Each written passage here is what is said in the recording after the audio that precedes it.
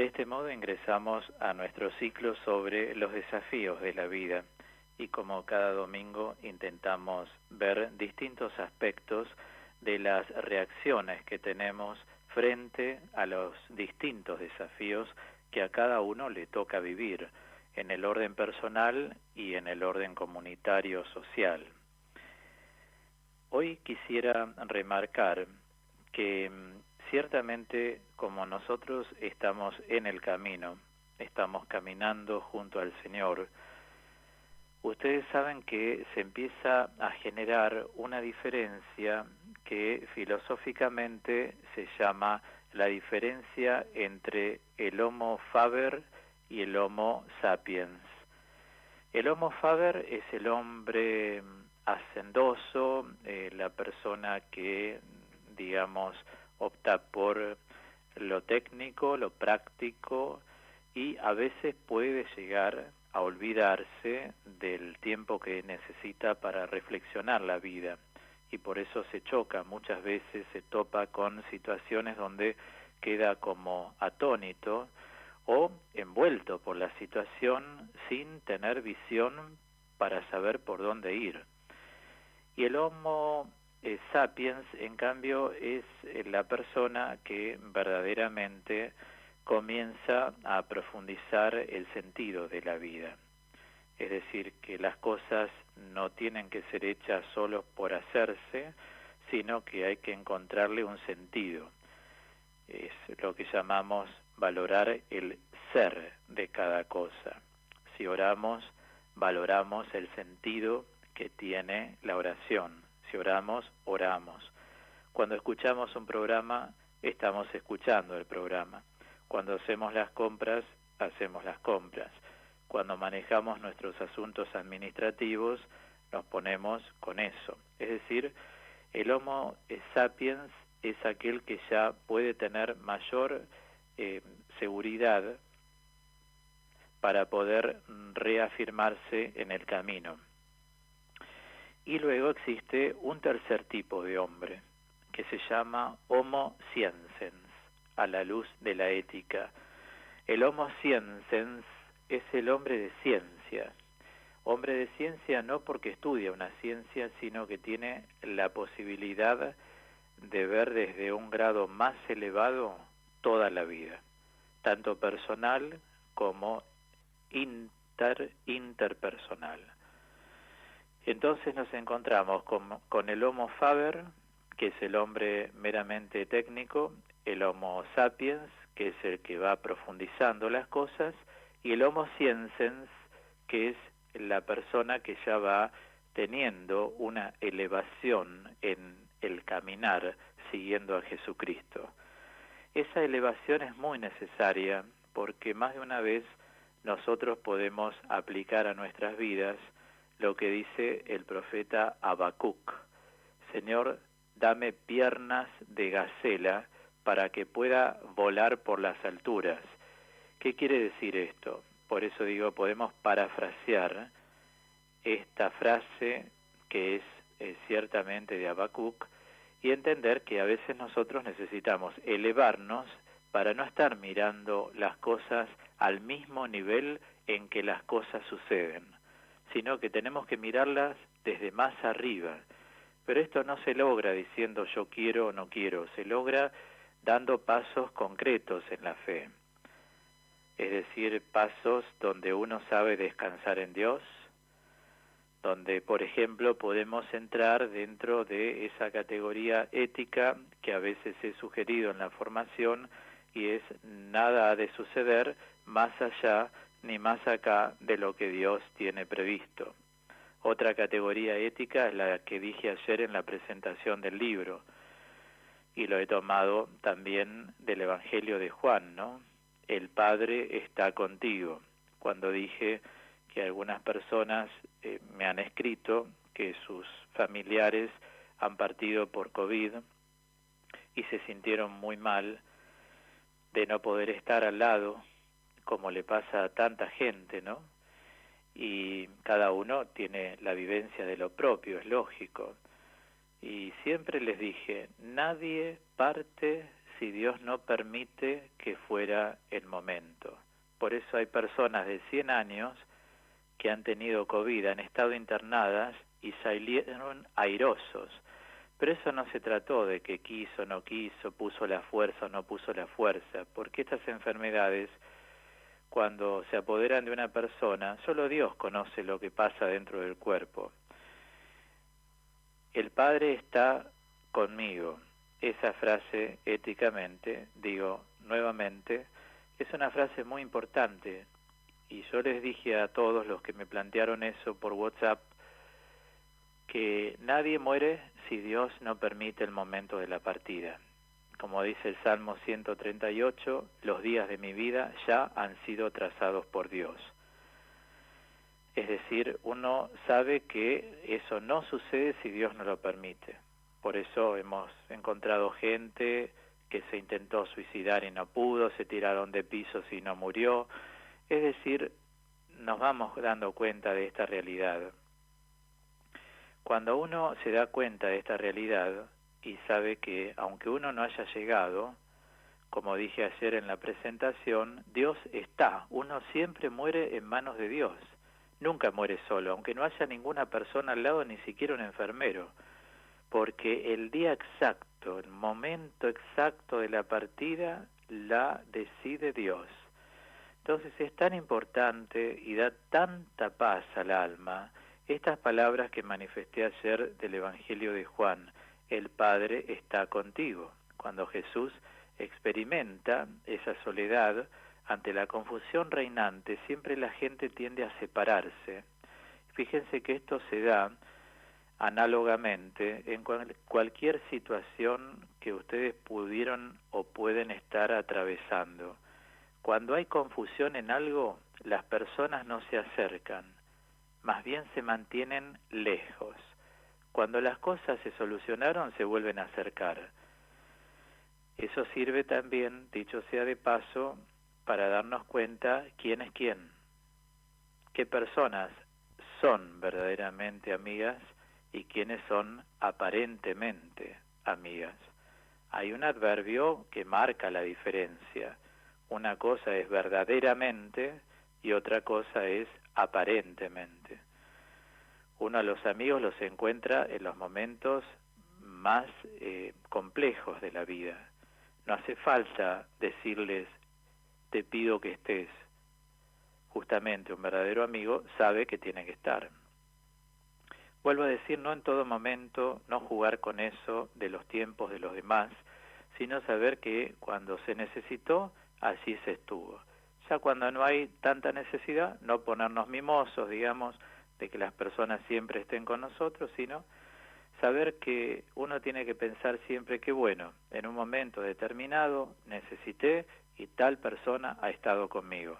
Por eso digo, verdaderamente han estado algunos, aparentemente han estado otros. Pero lo importante es lo verdaderamente, quiénes han estado.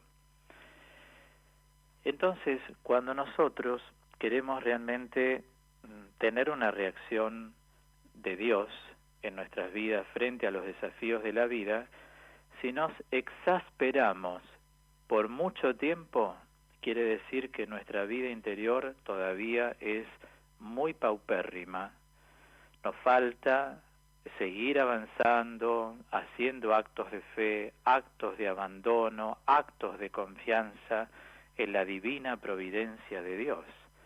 En cambio, cuando las papas arden y uno se siente realmente sostenido por Dios, a través de personas o directamente por Dios, según el caso, uno se va dando cuenta que ya está entrando en ser un homo sciensens, es decir, ya hay una ciencia infusa que el Espíritu Santo está generando en el cerebro de la persona básicamente. Observen este detalle simbólico. Cuando se bautiza, siempre se bautiza en la cabeza, no en un hombro, no en una pierna. Cuando se otorga el sacramento de la confirmación, el obispo unge a la persona con el aceite sagrado sobre la frente. ¿Por qué? Porque se marca en ese lugar la inteligencia de la persona. Y todos los dones del Espíritu Santo están ligados a la inteligencia. Los recordamos: entendimiento, sabiduría, ciencia, el consejo, el santo temor de Dios, la piedad, la fortaleza. Es principalmente psíquica la fortaleza, luego va al cuerpo.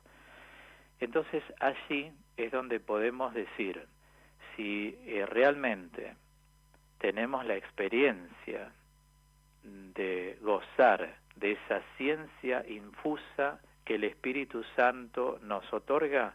Estamos dentro de esta categoría que con palabras, como es algo espiritual, pero también las palabras se acercan a definir lo que es algo espiritual, se conoce en la filosofía, en la ética más concisamente, bajo el nombre de Homo Sciences. O sea, se supera el Homo Faber, se supera el Homo Sapiens hasta llegar al Homo Sciences. Y esto es algo bellísimo, porque la persona ahí sí está en un proceso de elevación. Y esto es algo muy bueno, ¿no?, para dar gracias a Dios.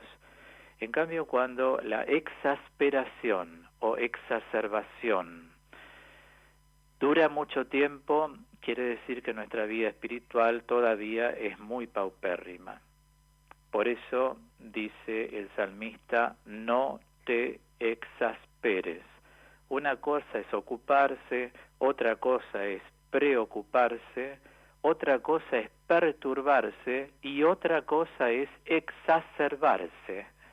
La exacerbación es lo que tiene que ver con la exasperación. No hay que llegar a eso. Si podemos manejar las cosas antes, lo importante es no dormirnos, es decir, abrir los ojos.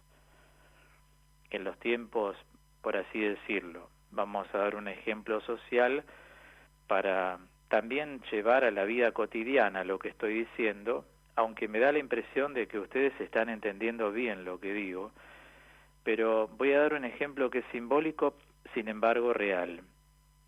Cuando una persona tiene menos recursos, tiene que ir cortando gastos importantes y tratar de manejarse con esos recursos, como sucede en épocas de pandemia, y no dar prioridad a otras cosas que no sean las necesarias. ¿Me comprenden? Porque si no hacemos así, se nos desbarajusta totalmente la administración de cada uno. Bueno, mucha gente en esta pandemia ha recortado un montón de cosas para tratar de sobrevivir de algún modo, y bueno, como dice el salmista, nos ponemos bajo tus alas hasta que pase la calamidad.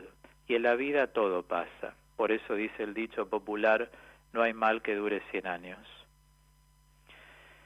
Me interesa mucho hoy darle esta impronta espiritual a los desafíos de la vida, para tratar de que empecemos a oler, si aún no lo hemos hecho, esta posibilidad de que el Señor, como dice Habacuc, nos dé piernas de gacelas, que son esas piernas largas, para poder ver desde más alto las realidades de la vida.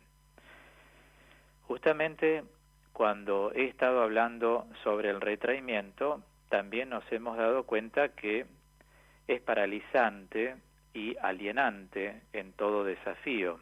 El retraimiento, por si hay oyentes nuevos, que siempre hay, lógicamente, el retraimiento es una de las actitudes que se generan en los desafíos.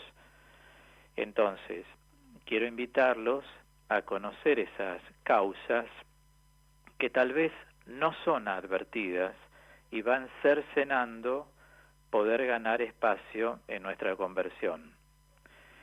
Es decir, además de, como dijimos ya en otros programas, además de que una persona pudo haber tenido padres retraídos o tímidos o aislados, a pesar de que ciertas situaciones nos pudieron haber conducido inadvertidamente a un desafío que pudimos haber evitado, pero estábamos distraídos en la vida, y el pecado de inadvertencia es un pecado muy común en los seres humanos.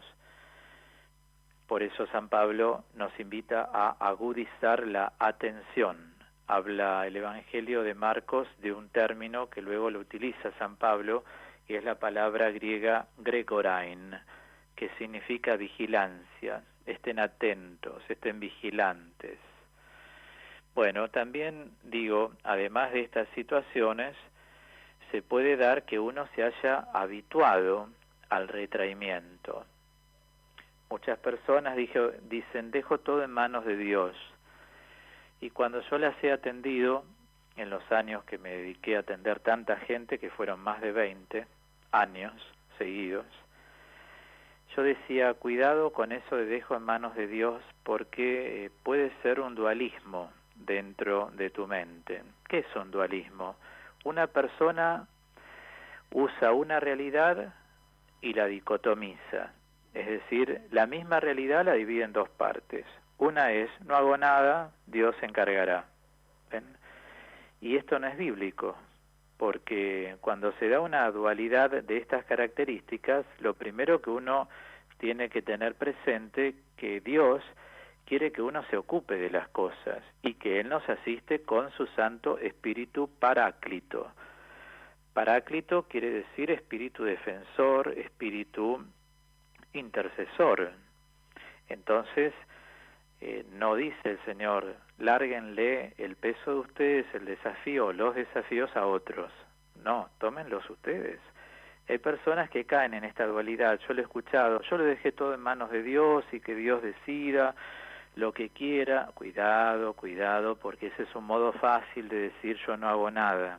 Entonces, se puede caer en este dualismo, y como todo ismo no es lo mismo que una dualidad. Todo ismo es un extremo. Cada uno comprenda esta palabra. Por ejemplo, indiferentismo es el extremo de la indiferencia. Relativismo no es lo mismo que relatividad. Relativismo es que nada me importa, todo me da igual, como estamos viviendo en este mundo. Secularismo es una prescindencia total de Dios. Las personas que no son creyentes les cuesta horrores decir Dios, dicen el universo, la energía solar, bueno, tantas cosas que ellos utilizan, y claro, al no creer en Dios, ciertamente no pueden usar esta palabra, ¿no? Agradezco a la vida, no, agradezco a Dios, que es el autor de la vida. A Él hay que darle gloria, no a las cosas que vienen solo de Él. Por eso decía Santa Teresa, ejemplificando esto, no busquemos los consuelos de Dios, sino al Dios de los consuelos. Ahí tenemos que llegar, a Dios. Entonces digo, muchas veces en el retraimiento es como una oportunidad para abandonarse, pero no en Dios, abandonarse a uno mismo. No sirve el retraimiento, porque en todo crecimiento y desarrollo de la personalidad tenemos que tener en cuenta que la vida es un combate. San Pablo utiliza mucho un término que traducido del griego significa batalla. La vida es un combate, por eso en espiritualidad hablamos de un combate espiritual, no de una neurosis noógena. Estamos hablando de un combate porque a veces se necesita aumentar la oración. Observen, por ejemplo, qué sucede con la medicación. Muchas veces hay personas que dicen, no, esto no me hace nada, entonces el médico le aumenta la medicación hasta encontrar, como cada paciente es uno y único, encontrar que esa medicación, que es justo para lo que la persona tiene, se pueda regular. Entonces a la persona le va a hacer bien, pero hasta no llegar a regular la medicación, no se puede saber si está mejor o no. Y a veces hay que aumentar la medicación. Paralelamente en la vida espiritual hay que orar más muchas veces.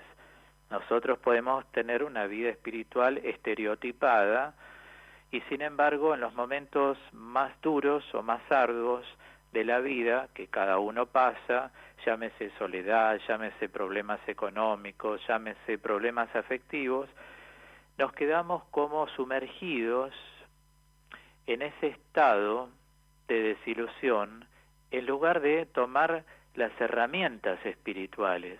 Ayer lo mencioné en la presentación a la luz de Santa Teresita de Lisieux, a quien hemos celebrado la semana pasada. Decía, la oración y el sacrificio constituyen todas mis fuerzas, son mis armas invencibles.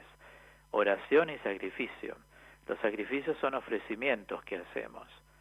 Los ofrecimientos pueden ser ayunos, sí, pueden ser, pero cada uno mesuradamente. Hay personas que a veces psicológicamente no están bien y hacen cosas que van más allá de lo que Dios quiere. Entonces, un ayuno que toda persona puede hacer sin que le afecte su psiquismo es, por ejemplo, escuchar, ofrecer un día para escuchar a otros sin hablar ellos, pensar qué pueden hacer por el bien de la otra persona, decirle, Señor, hoy quien me necesite, ahí voy a estar. ¿Ven? Esos son ofrecimientos.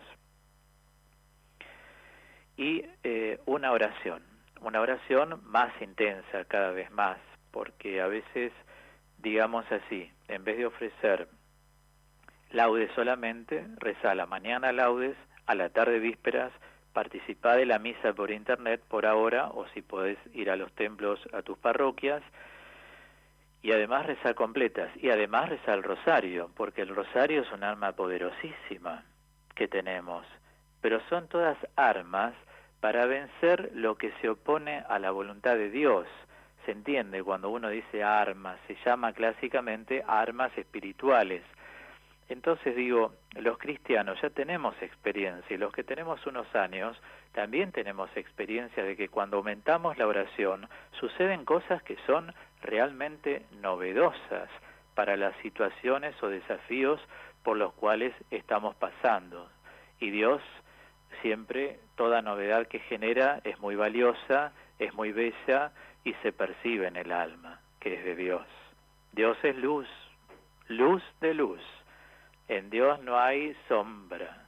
Entonces, Dios es muy claro en su manifestación, cómo las cosas cambian, pero quiere llevarnos a la madurez. Por eso la carta a los Efesios, en el capítulo 4, dice, alcancen la jediquía, es decir, la madurez.